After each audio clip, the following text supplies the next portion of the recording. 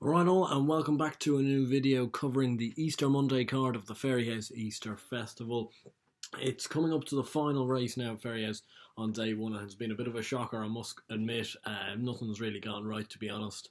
Ain't Done Yet was pulled up after the first. I'm not sure whether he was okay or not. Winter Escape jumped terribly. Camino came second. Mr. Everest came second. It just wasn't a great day. But such can happen at these sort of meetings. They are hard to predict. And it's not the greatest cards this Fairyhouse Festival has ever seen either. So I would be advising small stakes. And this goes in to day two as well. Starting off in day two is a awfully looking novice handicap hurdle. There is two down the bottom here really that I don't mind the look of. One is Bailey Gorse for Mouse Morris. This has been a steadily progressive horse in maiden hurdles. Rachel Blackmore takes over today. It could go well here. Mouse Morris obviously does all right with the jumpers he still has. And one who's right down the bottom here is Acclamatio. He's always been a horse that's shaped like he could win a handicap hurdle, but he doesn't jump particularly well. He's not a bad little flat horse, has landed a few punts in flat handicaps before, and you'd like to hope at some stage he might get his act together over hurdles.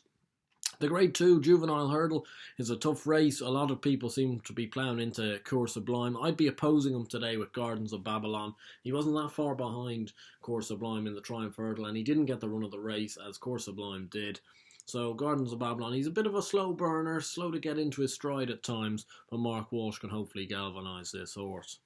The 2 mile 6 handicap hurdle, it's all about Aiton Bob for me here. He's been a rapidly progressive horse for Willie Mullins. Ruby Walsh back in the saddle today. He's won his last twice. 2 mile 6 does seem to be around his ideal trip as well.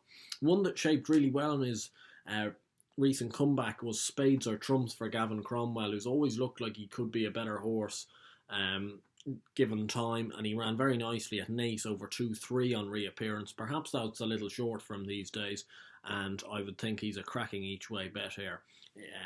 I'm not sure. All of these, as like the last video, are SPs at the moment, so it's hard to know the prices. So if they are favourites, I am sorry. The Keeling's Irish Strawberry Hurdle is a hard one. Not many left here. Will probably be near enough the top of the betting after third in the Pertemps. Off You Go though, and Wicklow Brave would be the two I'd be thinking are going to have a chance in this race, and I'd be siding just with Wicklow Brave. Hopefully he's got one more go in him. He seems to like right-handed tracks. Patrick Mullins seems to get a great tune out of him these days, and hopefully he can go close. The Devonish Chase 2 mile 4 sees a few horses really recovering from out of sorts seasons. One of those that isn't that though is Snow Falcon, who's been off the track for quite a while.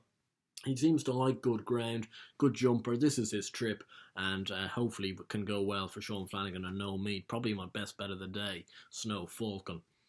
The Irish National itself, which is probably what a lot of you have clicked on the video for, and I've got 3 in this, and they're 3 Mullins horses, to be honest.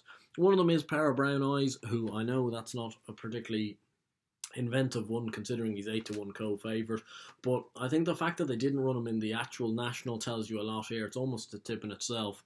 And he just won so nicely in the Leinster National, and I was there that day. Paul Townend stays in the saddle, and I think he's got an absolutely brilliant chance.